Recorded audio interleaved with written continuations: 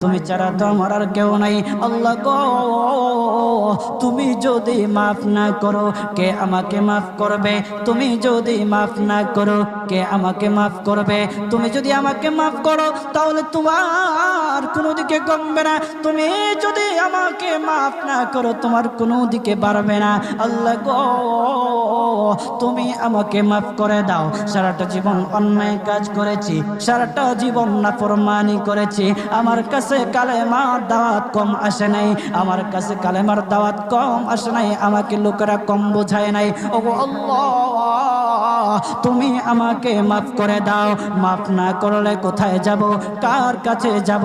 বাবা যখন মারে তখন মার কাছে আশ্রয় নেওয়া যায়, মা যখন প্রহার করে তখন বাবার কাছে আশ্রয় নেওয়া যায়, বাবা মা যখন প্রহার করে তখন দুনিয়ার কারো না কারো কাছে আশ্রয় নেওয়া যায়। ওগো